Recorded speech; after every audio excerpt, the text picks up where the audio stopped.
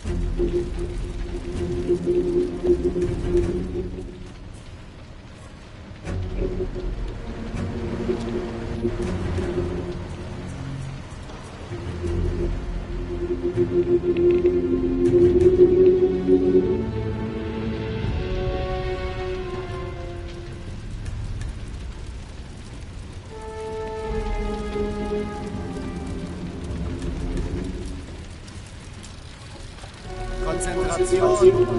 Aber natürlich.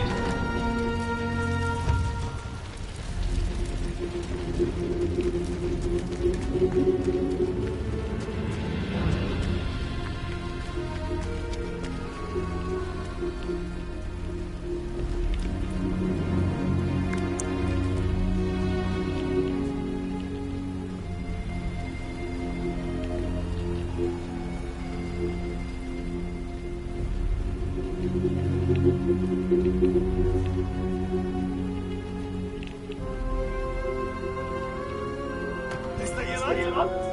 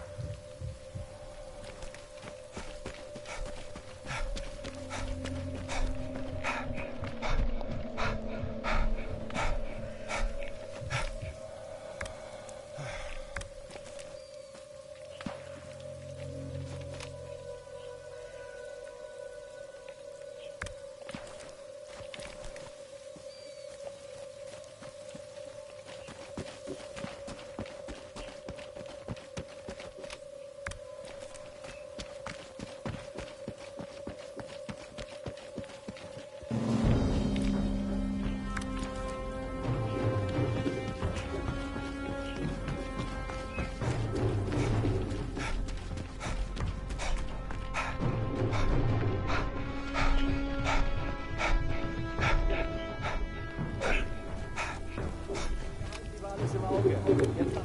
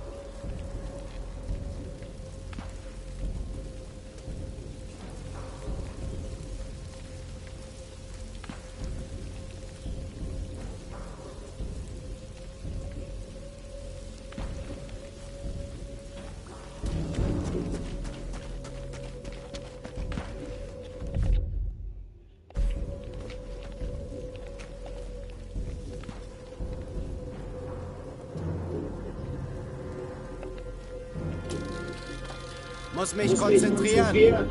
Aber natürlich.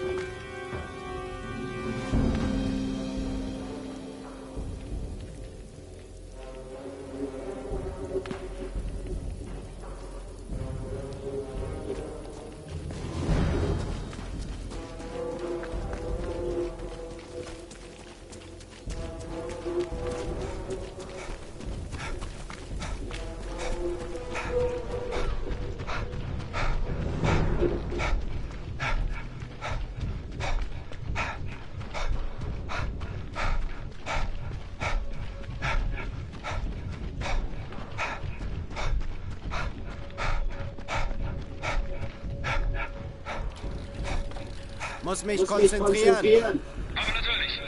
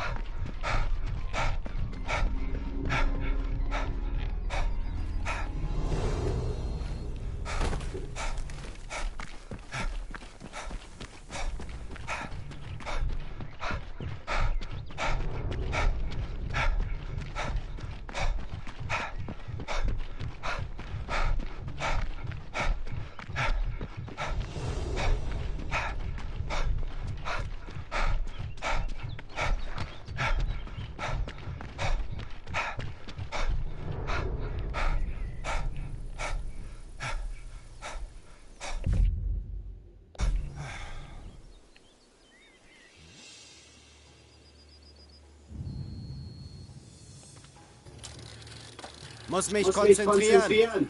Sofort.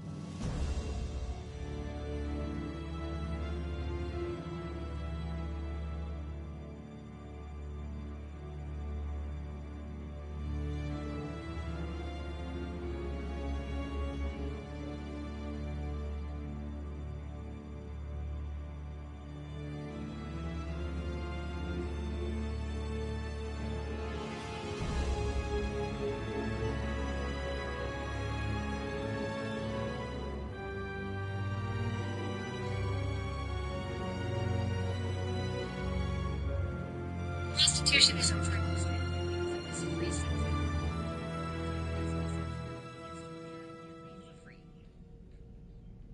Easy access. Contact guarantee.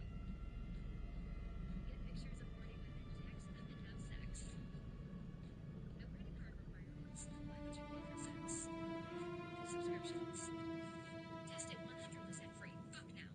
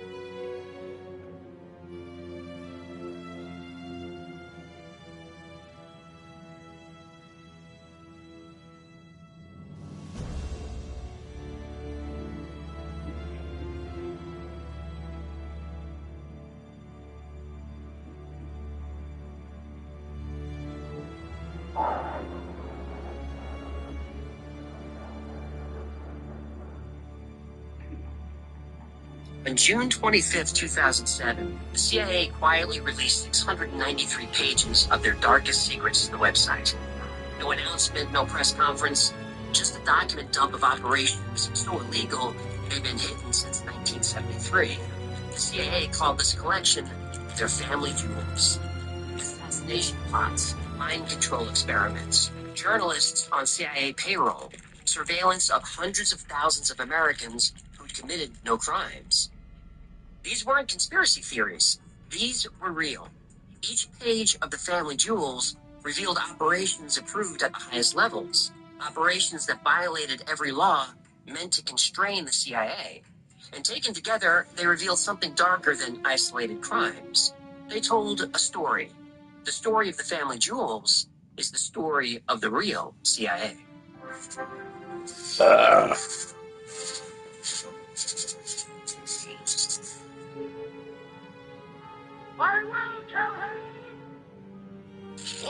Huey, thank goodness, it's an emergency. I need your Joan credentials scanned. Joan credentials? Just for a few hours. I want to stuff a little spice to dummy sitch. Wait, where in the world are you? And what's going on with your eyes? The world is spice. The spice is the world. Spice? Like paprika or cardamom? No, you bonehead. I'm on Arrakis mining spice middle earth. You're on planet Arrakis? How did you even get... Listen, human, I'll make it short. I lost a big bet on a bullfight down in Caladan. Now I own the Haggadins. Alone on this lottery. I get a terrific dirty and barbarians next Swedes their project. Well, have you tried selling your bowl water? I hear that's a growth market on Arrakis. My skill suit is still a little, let's just say it's triple distilled. Well, I thought spice lets you see the future. Can't you see your hangover yet? How quite a comedian you are. I hired a man back to manage the books. It turns out he was just a guy with a calculator and no idea what compound interest is. Help me, I need help. Why don't you just use PDS debt? Oh, did you just ride a sandworm straight into today's sponsor? You bet your bowl of vodka I did. It starts with one missed bill, then another. Suddenly your mailbox is full of final notices. Debt collectors want your car, your home, your paycheck, your peace. Debt doesn't wait. It destroys. But there's a way out. PDS debt has helped hundreds of thousands escape before it was too late. They go beyond the numbers to understand your situation and create a personalized plan. And there's no minimum credit score.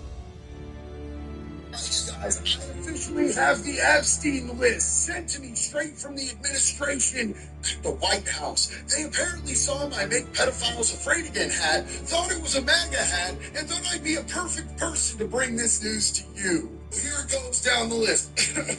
First off, the Democrats. Second, Rosie O'Donnell, Taylor Swift, China, CNN, illegal immigrants, and last but not least, Hunter Biden's laptop. Yeah, I don't know. But if you like to make pedophiles afraid...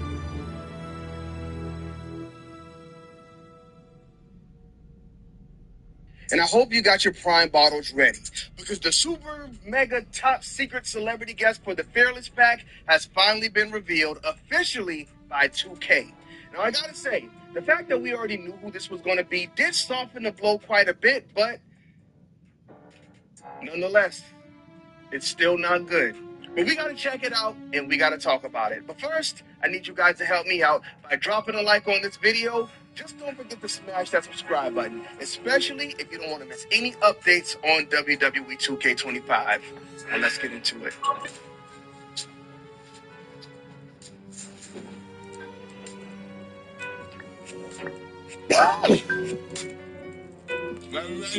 They're coming down. All right, so we've had some pretty exciting Fearless Pack reveals so far. Some big hits and some big misses. But overall, I still do think this is shaping up to be the best pack that we've received this year so far. But today, it looks like we hit a bump in the road. And maybe I'm wrong. Maybe I watched this entrance and I am completely sold on this special guest celebrity. So let's jump in and see what we get.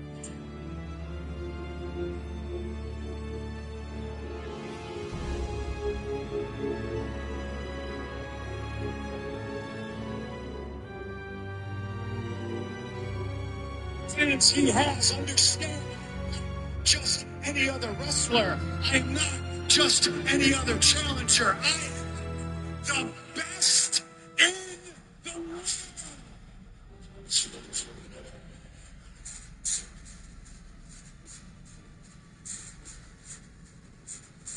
Well, here's a man who could very well prove that is not the case. The man retired Bill Goldberg a couple of weeks back at Saturday Night's Main Event. One of the most dominant champions we've ever seen. He's held the title around his waist over 80% of his time here in WWE. His name is Gunther. Perhaps the best professional wrestler in the world, as indicated by the gold strap around his waist.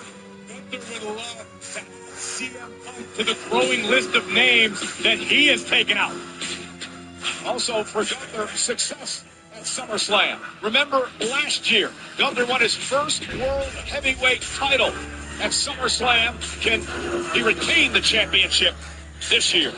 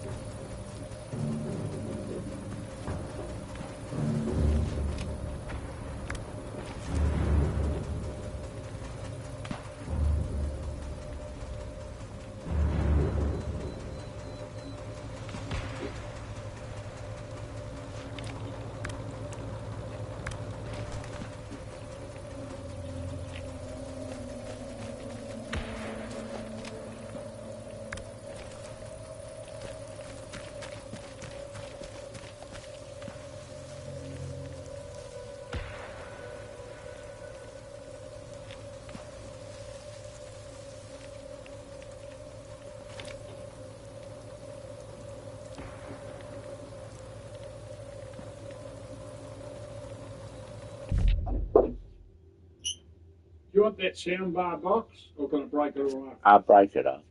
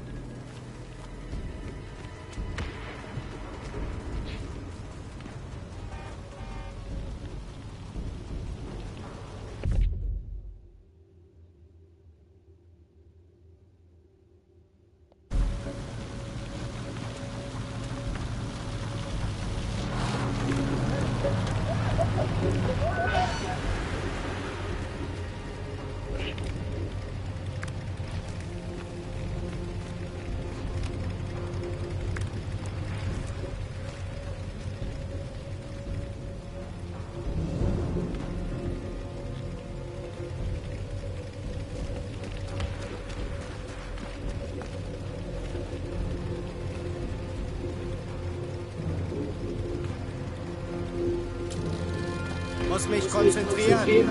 Aber natürlich.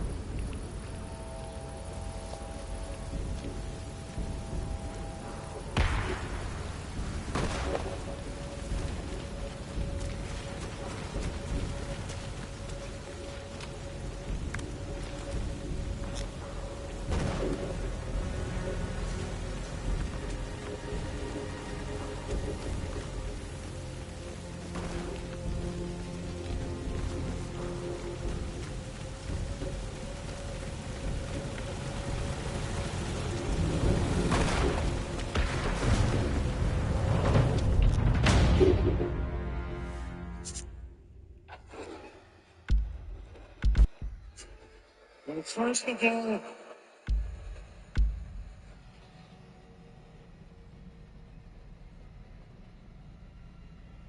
First of all, I'm very excited to hear.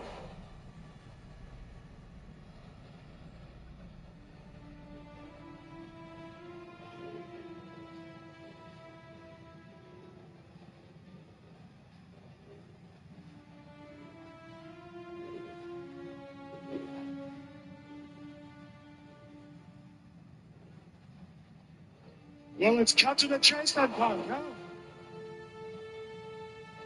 I did not come out here to throw insults at you. I did not come out here.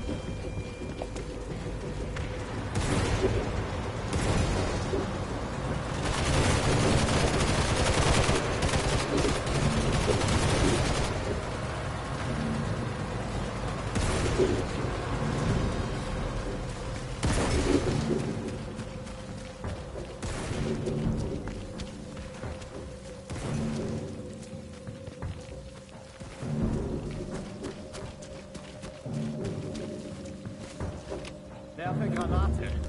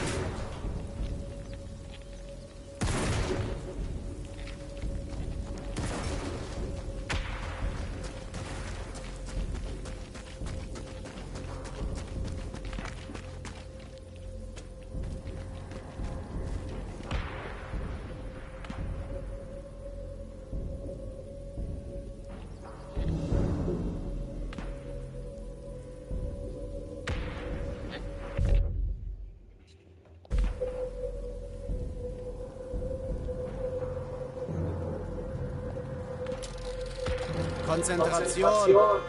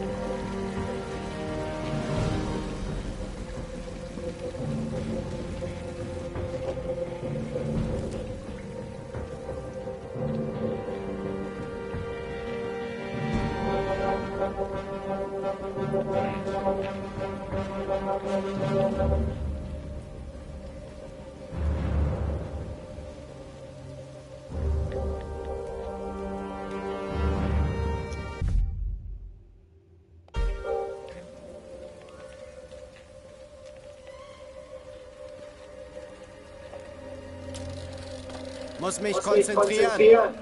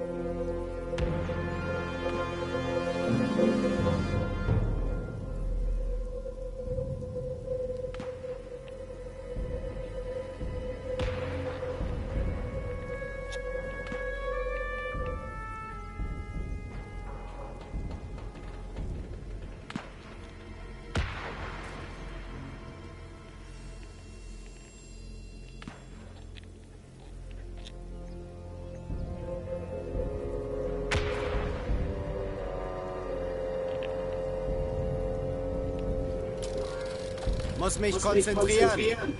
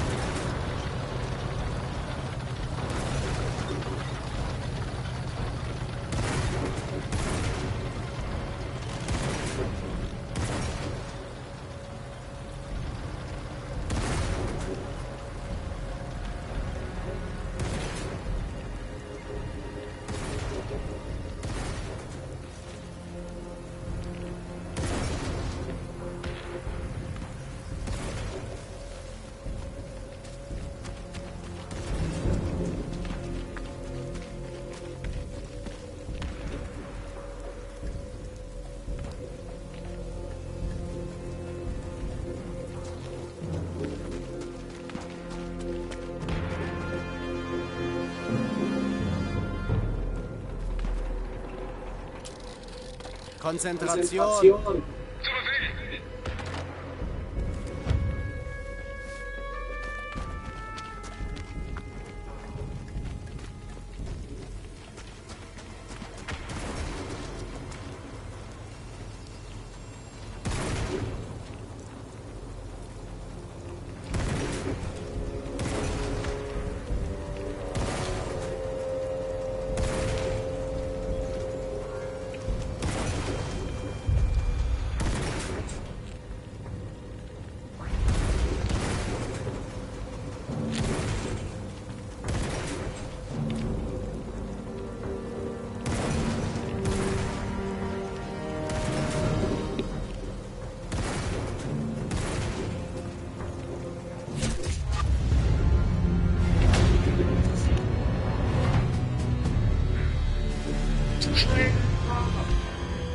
Let me point out some similarities here. We're both here for the same reason, not to make friends, but to make money and win championships. You consider yourself the best in the world, I consider myself the best in the world. You got a massive ego. And you've been away 10 years. Every week they chanted your name, so don't blame you for it. I got a massive ego. But Punk, the thing is, my ego is justified. Because unlike yours, it's not based on what they think. That's worthless. My ego is based on results. And you just listed all my accolades. It's very simple. The best in the world is the man that holds the World Heavyweight Championship.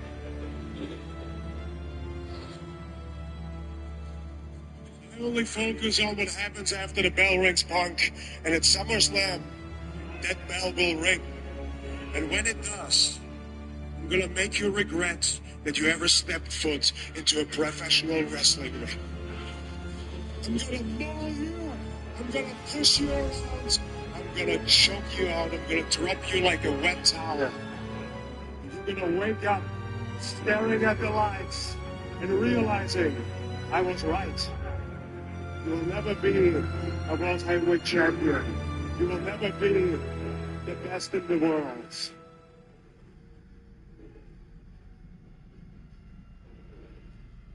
And you know what?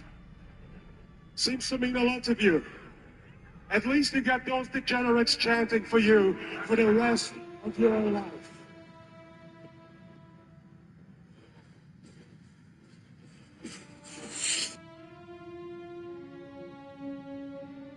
Well, Jim, speaking of people who have an ability to say things, if that's a way to set something up, Hulk Hogan's in the news again. Oh, boy.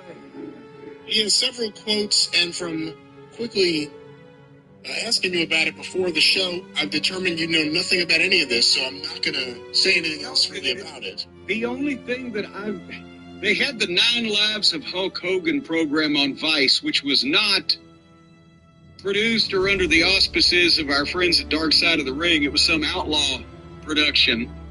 And they had a bunch of nitwits that wrote Hogan's book and have talked to Hogan in conversation as the talking heads who were reporting that, yeah, he slammed the Giant when the Giant was almost 700 pounds. And a lot of people don't know he tore all the muscles out of his back and all that. So it was just complete hogwash.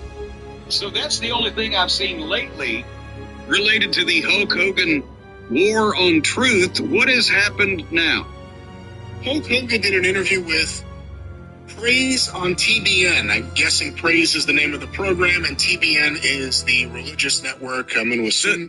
The bullshit network? Well, I don't think it's that. It must be the Bible network, if I had to guess here. It doesn't really spell it out anywhere on this page. Let me see. If I click more. Oh, wait a minute. That Trinity Broadcast Network. I bet you that's it, because a bunch of those religious con artists were on that back in the 90s before people started seeing through everything and it kind of went underground. All right, well, on the air since 1973, TBN's flagship ministry and talk show Praise is one of the most recognizable and watched Christian programs in the world. That's like being the nicest guy in prison. It's hosted by Matt and Laurie Crouch. Why is that funny? Opening every program with a deep knee bend. Where are the Crouches? Hit before a live audience, but Hulk Hogan recently appeared on the show. How many shows do you know take before a dead audience? We're going to play one of the chapters here entitled Hulk in Hollywood. And here are some of the other chapters just to let you listen more. Baptized in Christ, the impact of Hulk's career, chasing a dream, becoming Hulk Hogan, Andre the Giant's mentorship, Hulk in Hollywood, in the ring with Rocky, Hulk's relationship with his parents, wrestlers hiding faith, God's guiding hand, Sky Hogan's testimony. That's his new wife. I believe she was a Scientologist. The power of influence. Oh, well, wait a minute. The Scientologists, they're supposed to be mad at these other folks, aren't they? I'm not exactly sure what is happening. Because they don't believe it. They don't believe in God. They believe in a space alien that L. Ron Hubbard talked to once. The power of influence. The road to baptism. Which of course leads to the big baptism pay-per-view. Revival in America. Revival in America. The immortal Hulk Hogan. Moving forward in faith. A prayer from Hulk. Handsome Ron Howard. Whoa! Wait a minute. Ron Howard gets a gimmick now? Has he got bleached blonde hair? He's bald, but it says Handsome Ron Howard. Maybe we'll play some of this audio as well. Connecting with Hulk's pastor, the importance of baptism, what's next for Hulk Hogan, and that's it. Jesus, was he on there for 5 hours? Not exactly sure. And so he's gone head first into the whole religion thing now because he can't wrestle anymore, and he's got enough artificial body parts. He's gone to yet another offshoot of a business where they believe any kind of bullshit story as long as you present it with personality. Well, we shall see. Let's hear him talk about his career at home, but I guess maybe a career that could have been. He went on conquering wrestling, you could say, but making that move into Hollywood, into acting. And that's another kind of dog-eat-dog world. The wrestling game is a dog-eat-dog world, kind of cutthroat at times, for sure. How was that transition into that whole new kind of arena, film and TV, and new challenges? Well, it was a logical extension of where I should go with my career. Because once the wrestling took off and the character Hulk Hogan became as big as the wrestling business at the time, people were reaching out to me, to do other projects, commercials, Super Bowl commercials, Right Guard commercials, all kinds of stuff. And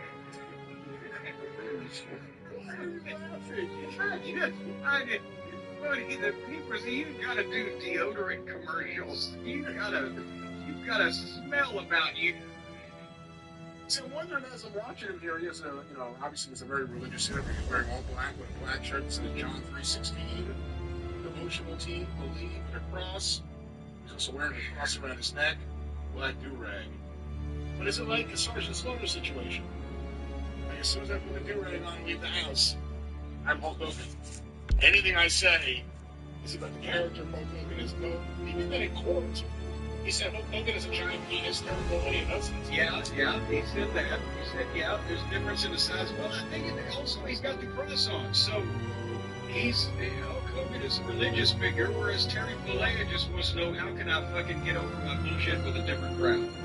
This is just intro, buddy, up at the Young Bucks at AEW. Let's go back to this audio here.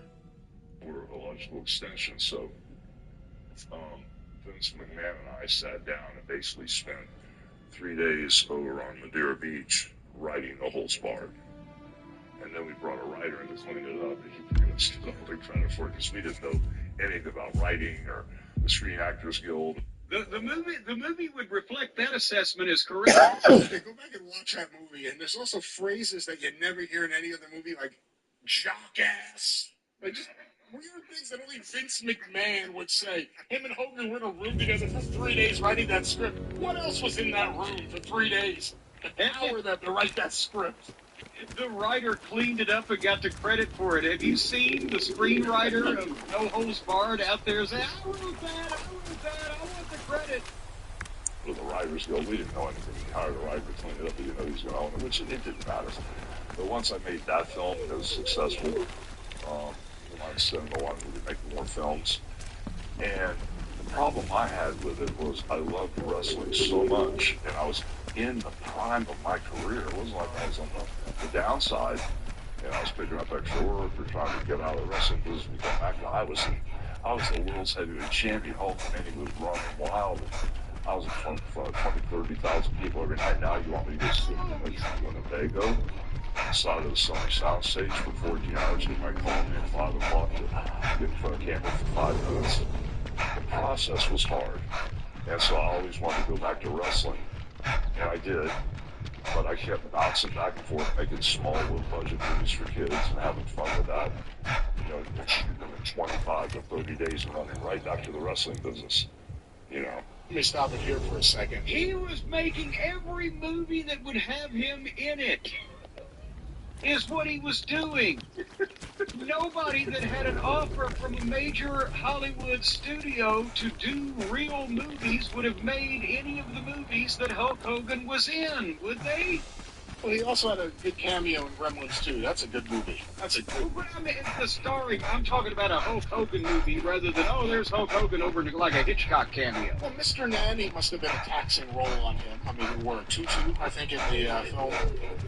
And, of course, Suburban Commando, playing a commando from outer space who lives in suburbia with Christopher Lloyd. That must have been a taxing role, too, and all those other ones. Can you imagine any of the roles that he might have turned down? If he made, those were the ones he made. I can't, but let's go back to the Hulk movie. And I had the chance to become like the next John Wayne, because I think Bob Evans around a great fair amount. He took me his office. Did he say he had the chance to be the next John Wayne? That's right, Pilgrim, brother. Okay, before we go back to this conversation, which I'm interested to hear the follow-up to this, what year was No Holds Barred made, which was the first starring role for Hogan? Rocky III with the Thunderlips part, that was what, 1982-3? Right? Right, it came in 82, I believe. No Holds Barred came out in 89, the summer of 89. Okay, so he's talking to these movie people about being anything in late 80s, 89-ish. They wanted him to be the next John Wayne. The Cowboys, the Shooters, were in the early 70s. The next John Wayne was Clint Eastwood. John Wayne had been over for 15 fucking years. Right? Right? I mean, he died. That was one of the things. John Wayne had been done. He's finished. He's in the archives for 15 years. The next John Wayne, was Clint Eastwood. The spot was already taken. Timeline-wise, too, you have to remember this is the era of the action hero. You had Schwarzenegger, you had Stallone, you had Jean-Claude Van Damme, Steven Seagal. Not very often do you see a skinny Jewish man do Aikido, but what a star he was in those early films. Die Hard, Bruce Willis.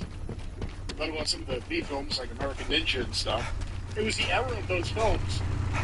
Obviously, no John Wayne type roles, but maybe he would have had some of these Stallone or Schwarzenegger roles if he had really tried. They wanted to remake The Quiet Man with Hulk Hogan. Let's go back to how about North to Alaska? North to Alaska, go north, the rush is on.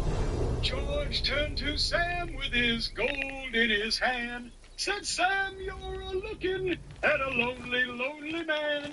I'd trade all the gold that's buried in this land for one small band of gold to place on sweet little G's hand. Cause a man needs a woman, mush, to love him all the time, mush. Remember, Sam, a true love is so hard to find. I'd build for my Jenny a honeymoon home Below that old white mountain, just a little southeast of Nome, where the river. All right, come on. Gets their finding. Let's sing this song uninterrupted. Konzentration. The rush is on. Way up north. Mush. Way up north. Mush. The background singers only had to do mush all day. All right, well, let's go mush and let's go south to Clearwater and finish with Hulk Hogan. Oh, yeah. What's Hulk saying about John Wayne? And Robert Evans. I just know the big picture all over Clint Eastwood, John Wayne, and all the big stars, Dustin Hoffman, everybody that was part of the contract players for Paramount at the time.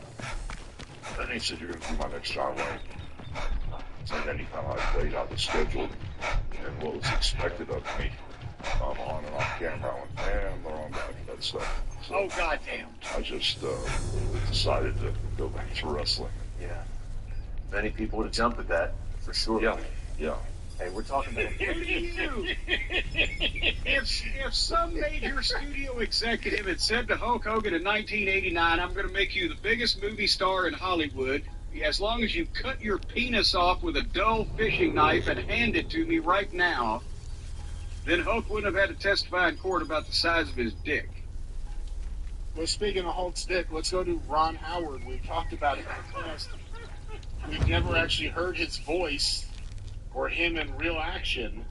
Where is Now, he? this apparently is Ron Howard, the manager and major domo of Hogan's Beach Shop down there, that not only tries to push the autographed one-of-a-kind world championship belts that they sell there, but also is a noted COVID denier, conspiracy theorist, and right-wing. Apparently so, because it opens with a shot of the beach hut, or the beach shack, whatever the name of the store Beach is. Shack. That's a love shack, baby. All right, hold on. Before you, the last thing we need is you singing the B-52s. What is the That picture could be a of the disaster. painting there of the beach shack there? It's a shop on a street near the beach in Florida. Let's go there now. Now, folks, we can't come to Clearwater and hang out with the Hulkster without visiting Hogan's wrestling shop. Let me pause it for a A lot of second. music, a lot of music. A lot of music, a lot of loud music, so this may not, we'll see how much of this could get on YouTube, but we're trying, folks. One of the guys that makes it happen is my best friend, Handsome Ron. Come here, Ron. Come on in, Ron. This is about in the middle. The run-in. But he's a believer. He brought me so close and just made things work for me when I just really couldn't quite get there. So iron sharpens iron. That's his favorite statement. And he's a lot of the reason I'm where I'm at today. Talk about your walk. And as Hulk said, he's got Sky in his life, of course, he's got the Holy Spirit. But you really played a pivotal role. Your God put you in his life, playing a pivotal role in taking him to where he is now, getting baptized, all these great things going on. Holy. So it's Ron Howard now, Hogan's head first into religion because of this lunatic that believes everything under the sun.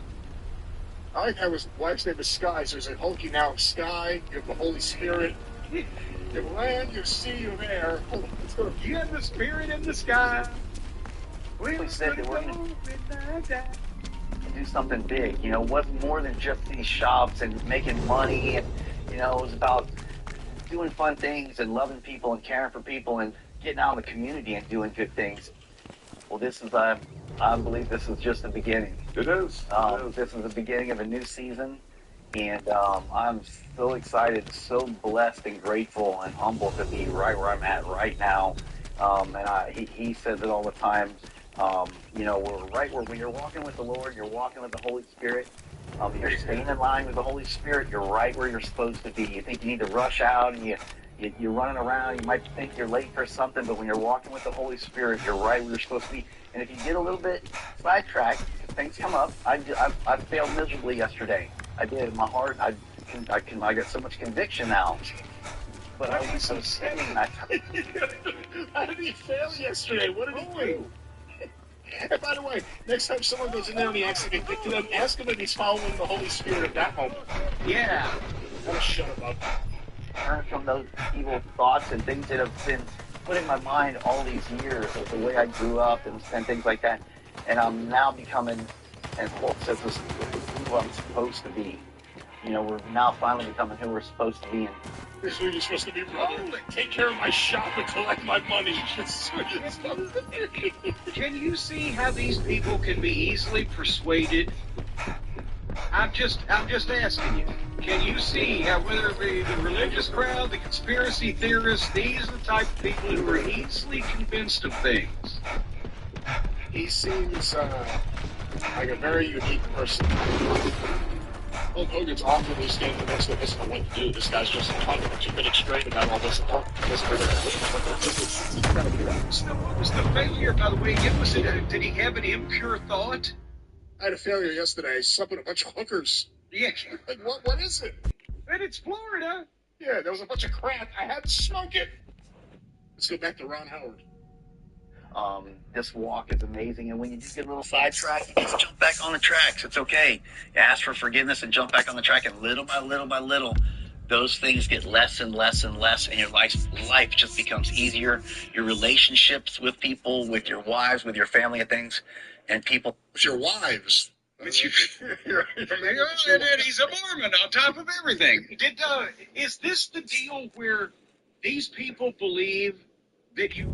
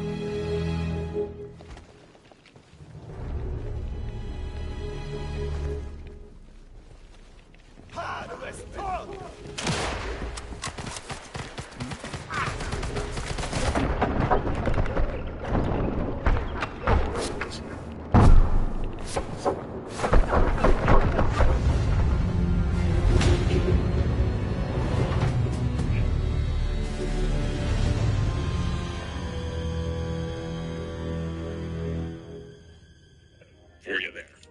Let's go with the black helmet, actually. I also haven't played any more of the campaign, so I'm just ignoring all of my advice. That's fine. Who needs that? Not me. Well,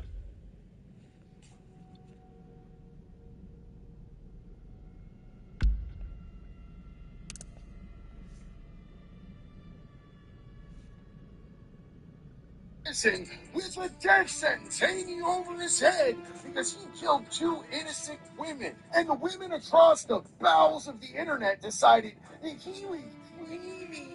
And they started making all these thirst traps about him and sending all sorts of money until they kind of realized that this dude is an absolute and utter douchebag. He has white supremacist tattoos all across his face. He went in there, they shaved his head, he got fat, and he's an absolute train wreck of a toxic human being. Who would have thought a dude who murders women wouldn't make a good boyfriend for the internet? But then they sort of turned on his ass, and now he is just overdosed in Florida prisons. We are going to get into all of this right now.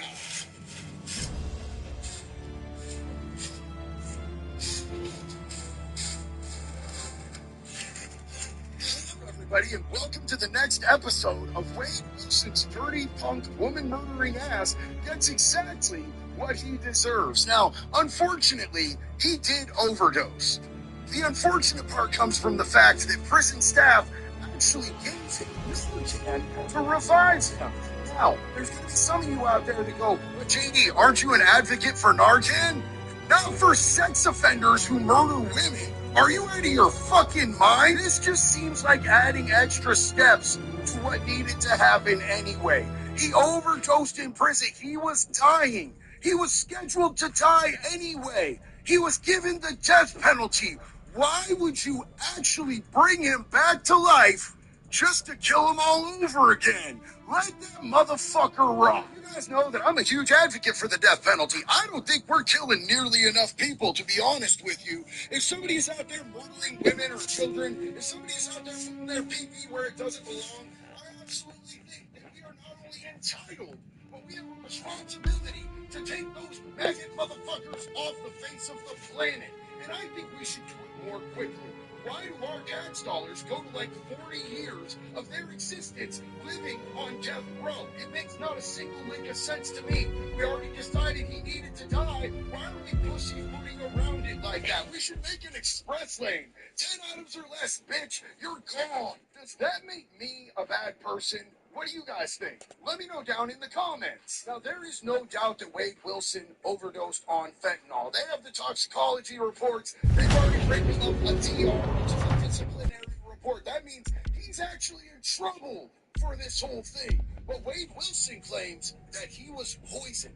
Yes, ladies and gentlemen, he's saying that he didn't willingly take the drugs, that he was poisoned. Funny that an absolute child rapist, gutter junkie who kills women, and all of that is documented, would now say that he was poisoned. He would never take drugs of his own accord, even though he's been busted for drug trafficking while he's been incarcerated. He says this is all just some big conspiracy against him. And he was on death row, so nobody really had access to him except correctional officers. So he's saying that the correctional officers at the prison tried to murder him through poisoning him with fentanyl. What do you guys think about that? You want to know what I think about that? Well, we're going to tell you. Now, first off, there is no doubt in my mind that the correctional officers in that prison hate Wade Wilson. I've spent a little time in Florida myself, so I can tell you the one thing that they hate the most is when a convict piece of shit thinks that he's somehow special. And this dude definitely thinks that he's something special. They're going to do everything that they can to let you know exactly what type of a nobody you are in there. They might come in your cell 3 or 4 deep at 4 in the morning and we the ever-loving dog shit at you. They might give them feces on your shred and just laugh and see if you need it or not.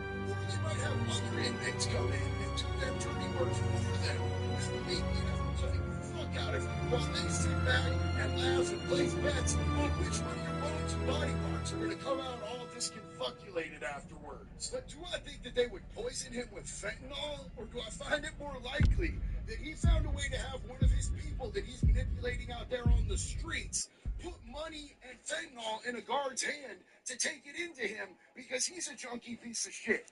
I'm just going to tell you right now, I believe that he's a junkie piece of shit, and he probably did that fentanyl of his own accord. But what is he actually saying? Well, Wade Wilson is trying to say that they were pumping fentanyl gas or smoke into his fence, and that he was inhaling it against his will, non-consensual fentanyl use inside a prison in the state of Florida. If y'all remember correctly, this is not even the first time that he has overdosed while he's been facing and fighting this case. He overdosed in the Lee County Jail back in 2023. So he has a history of doing this shit, which just establishes that, like, yeah, this dude is a liar. But the way that these things work in a prison like this is they have to take it somewhat seriously while the incident is still under investigation. So after they Narcan him and got him stable, they immediately rolled up, cuffed him up,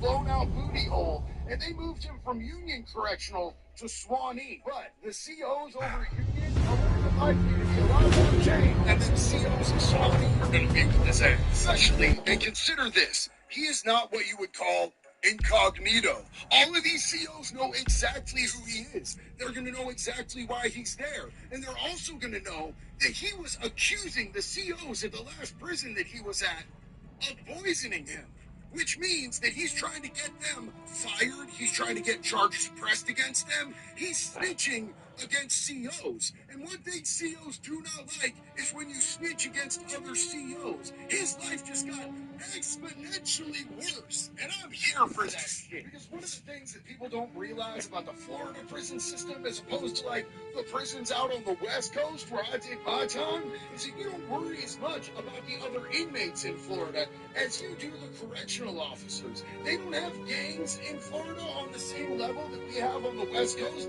that are doing things that, like, if a CO does something messed up to an inmate, they'll come home and their house will be burned to the ground with everything they own in it. No, Florida is different. The COs are the ones that you need to be afraid of because they will all the way fuck your shit up. The correctional officers in the Florida prisons are, in fact, the biggest and most dangerous gang there. And all of that could very well go to substantiate some of Wade's accusations that he was poisoned by the correctional officers at Union Correctional. If they're capable of all these other things, why would they be capable of trying to poison him with fentanyl? Because they know that an overdose is going to look like it was natural causes for a junkie piece of shit like him. I really don't know. I'm leaning towards he just was doing drugs and the right thing almost happened and somebody came in and stopped it. But what do you think? Let me know down in the comments, and until the next one, it's always one love, baby. Be good or be good at it.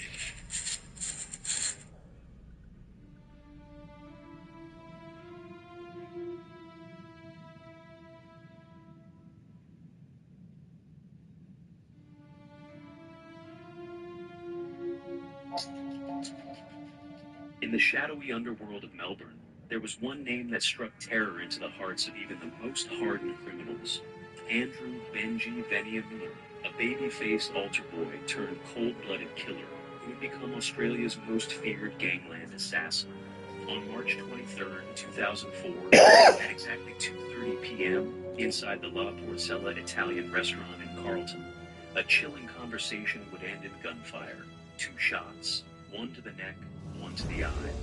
And with that, the reign of Australia's busiest hitman came to a violent end.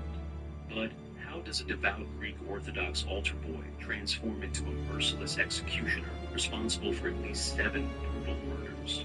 How does someone who once served at the sacred altar become the puppet master of death in Melbourne's blood-soaked gangland war? This is the untold story of Andrew Benji Veniamin, the most dangerous man Australia's underworld had ever seen. The making of a monster. Born on November 16, 1975, to Greek Cypriot immigrant parents Apollo and Mariana Veniamin, young Andrew grew up in the working-class suburb of Sunshine, west of Melbourne. This wasn't the breeding ground you'd expect for Australia's most notorious hitman. Every Sunday morning, little Andrew would put on his finest clothes and walk to St. Andrew's Greek Orthodox Church in Sunshine West. There, surrounded by golden icons and burning incense, he served as an altar boy, a symbol of innocence and devotion. His parents believed they were raising a good Christian boy who would follow the righteous path. But even then, there were dark seeds growing beneath the surface. As a teenager, Veniamin discovered boxing. He was small, weighing only 110 pounds, but he was driven by an obsession that bordered on madness. 5 days a week, he trained relentlessly under the guidance of legendary Olympic boxing coach Bo Gehring, who would later describe him as a whippersnapper. Gehring had high hopes for young Benji. He was talented enough to make the state team and was even slated to represent Australia at the 1994 Commonwealth Games in Canada. For a brief moment, it seemed like boxing might be his salvation, a legitimate path to channel his aggression and drive. But fate had different plans. In the early 1990s, those boxing dreams were shattered in the most mundane way possible. Veniamin and his associates decided to rob a cigarette truck. It was supposed to be easy money. Just grab the cigarettes and run. But Benji's volcanic temper emerged. He held the salesman hostage at gunpoint, turning a simple robbery into something far more sinister. When police searched his bedroom, they found all the stolen cigarettes stashed under his bed like some twisted treasure hoard. The evidence was overwhelming. At just 19 years old, Andrew Veniamin was sentenced to 3 years in the notorious Tirana Youth Detention Center. Prison changed him. When he walked out, the altar boy was gone forever. In his place stood someone far more dangerous. Someone who had learned that violence was not just effective, It was profitable. Enter the underworld. Upon his release, Benjamin didn't waste time finding his tribe. He immediately gravitated toward Dino Dabra and Paul Kalopoulides, two rising figures in Melbourne's criminal scene. Together, they formed the Sunshine Boys, a street gang that would serve as Benji's apprenticeship in the art of organized crime. But these weren't just casual friendships. These were bonds forged in blood and sealed with shared secrets. Debra and Kalopoulides became like brothers to Benjamin, or so it seemed at the time. During the day, Benjamin worked at the West Melbourne wholesale fruit and vegetable market, maintaining the facade of a legitimate life. But by night, he was building a reputation as someone you didn't want to cross. He graduated from stealing cars to pushing drugs, each crime more serious than the last. His boxing background gave him a unique advantage. He understood violence in a way that others didn't. When he hit someone, it wasn't random brutality, it was calculated destruction. In 1997, Benjamin had his most notable professional fight against Ben Serrano, an event organized by the Carlton Group, one of Melbourne's most powerful criminal organizations. It was here that the world first took real notice of the young fighter. He lost the fight and never boxed professionally again, but he had made the connections that would define the rest of his short, violent life. The Carlton Crew was exactly what Benjamin had been searching for without even knowing it. This wasn't just another street gang. This was organized crime at its most sophisticated level, led by figures like Alphonse Gangitano, Dominic Mick Gatto, and Graham the Munster Kinneberg. The Carlton Crew controlled significant portions of Melbourne's illegal gambling, drug trafficking, and protection rackets. For someone with Benjamin's particular skill set, it was like finding a home. The killing begins.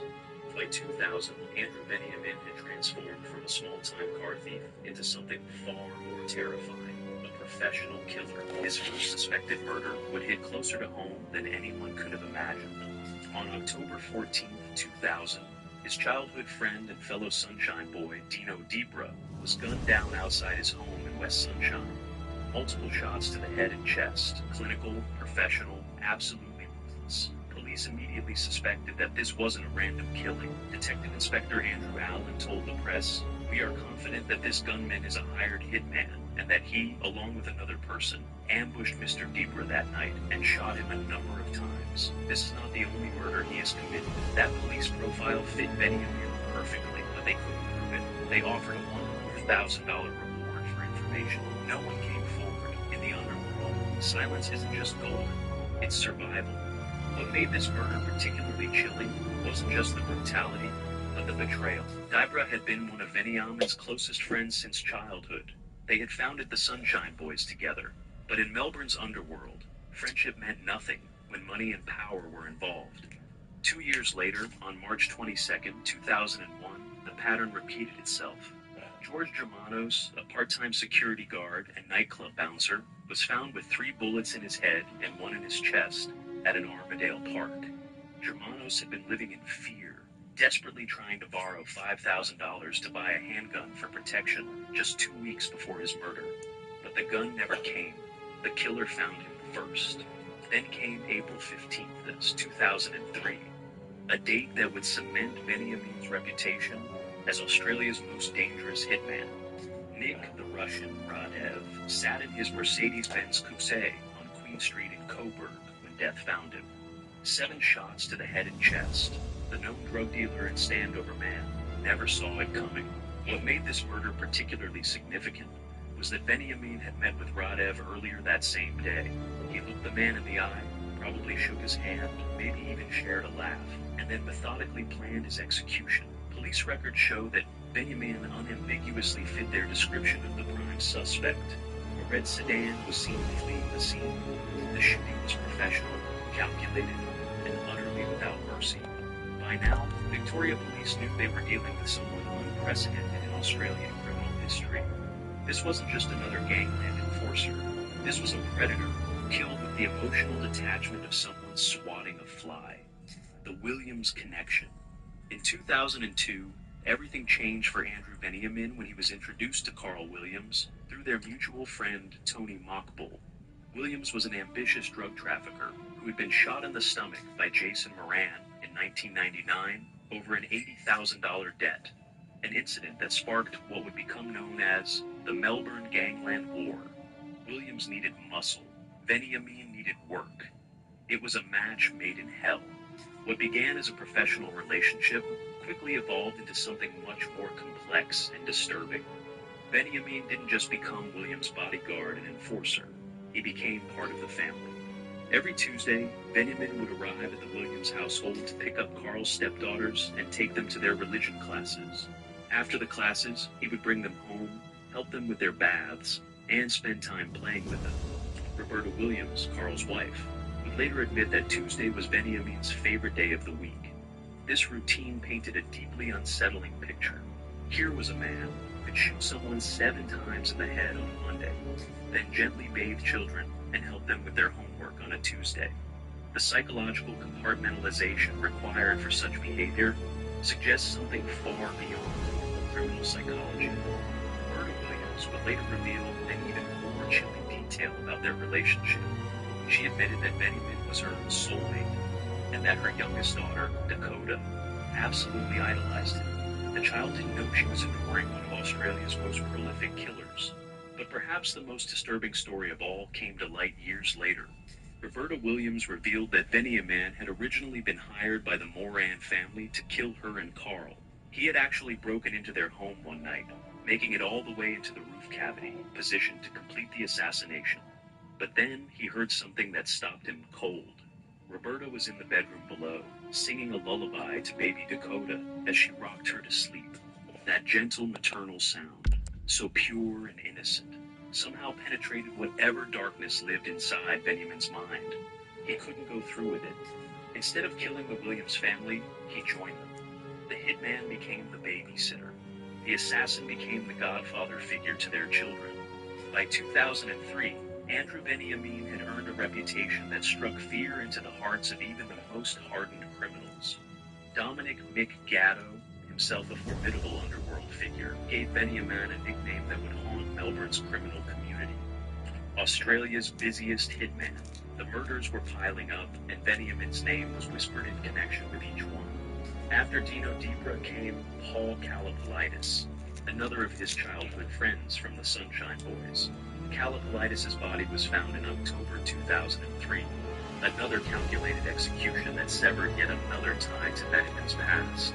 Then came Victor Pierce, a member of the notorious Pettihill criminal family. Pierce was no ordinary target. He was an experienced criminal who knew how to watch his back, but even that couldn't save him from Veniamin's methodical approach to murder. The most shocking killing was yet to come. On December 13, 2003, Graham the Munster Kinneberg was gunned down outside his home. Kinneberg wasn't just any criminal. He was a respected elder statesman of the Carlton crew, a man with decades of experience navigating the treacherous waters of organized crime. The murder of the Munster sent shockwaves through Melbourne's underworld. If someone as connected and careful as Kinneberg could be killed, then no one was safe. The old rules no longer applied. Traditional respect for criminal hierarchy meant nothing to this new breed of killer. Police intelligence suggested that Carl Williams had given his crew a chilling directive toward the end of 2003. I want every one of them dead, and every one of their crew dead. And Andrew Veniamin was the instrument chosen to carry out this genocidal campaign against their enemies. What made Veniamin particularly terrifying wasn't just his body count, but his methods. These weren't crimes of passion or desperate acts by a cornered criminal. Each murder was carefully planned, professionally executed, and carried out with an emotional coldness that suggested a complete absence of normal human empathy. He preferred A38 Smith & Wesson revolver, a reliable weapon that wouldn't jam at a crucial moment. His approach was always the same: get close to the target, often by arranging a meeting or using an existing relationship, then strike with overwhelming violence before disappearing into the night. Former underworld figures who knew Veniamin during this period described him as having entered what his getaway driver, Farouk Orman, called his crazy time. The careful, calculating killer was becoming increasingly unpredictable and dangerous, even to his own associates. By day, he was Uncle Benji, the beloved family friend who helped children with their homework. By night, he was the angel of death, systematically eliminating anyone who stood in Carl Williams' way. The final confrontation. By early 2004, the walls were closing in around Andrew Viniam. The Melbourne underworld was awash with rumors and speculation about who was responsible for the mounting body count. His name was being whispered in connection with nearly every major killing in the Gangland War. Dominic Mick Gatto, a powerful figure in the Carlton crew, was particularly concerned about the murder of his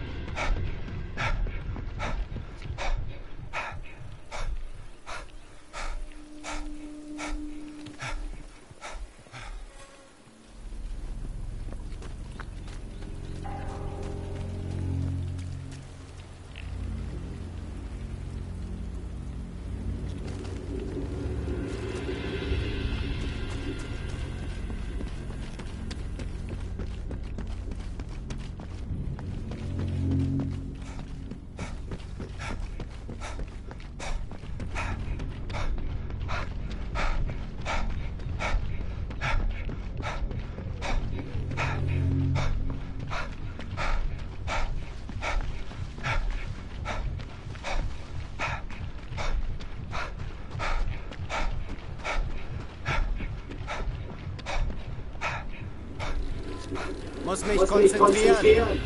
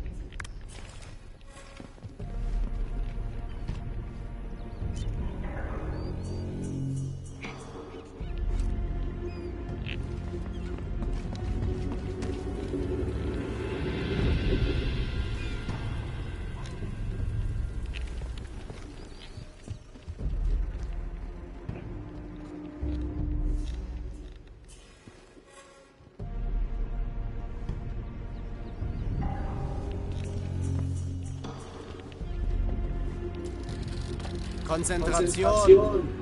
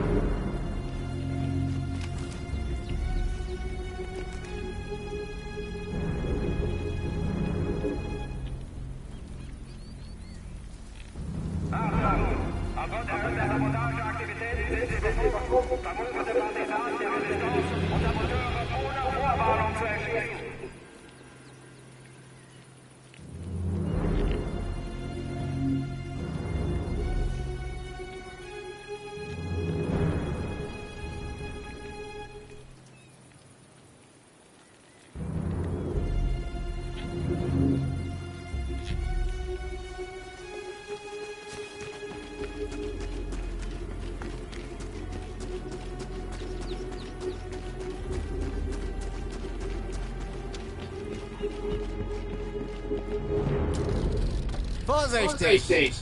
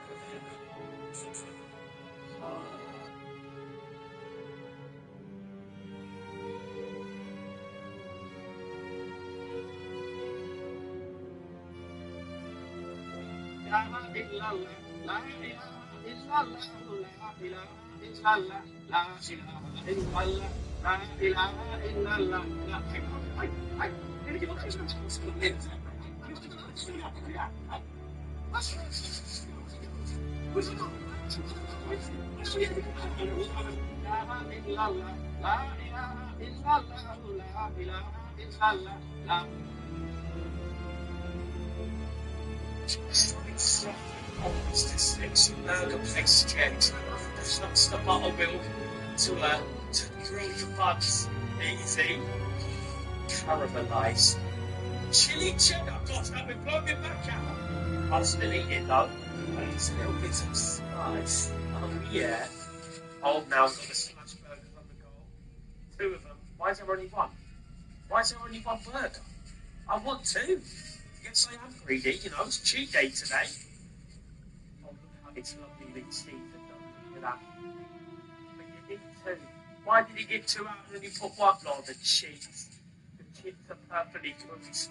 Added a bit of oil to suppress that heat with the cheese on the burger. Seasoned fries. Double chip. Still good. Oh, what's that? That's aioli.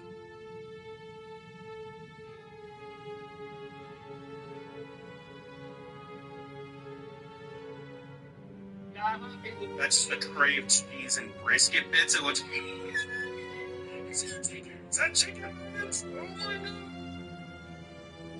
5 reasons you're running out of excuses.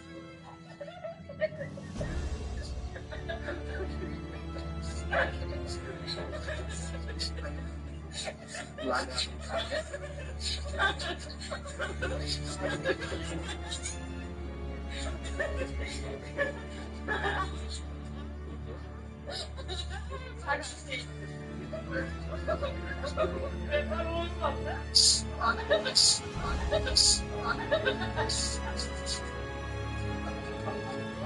are we going to die? What is that?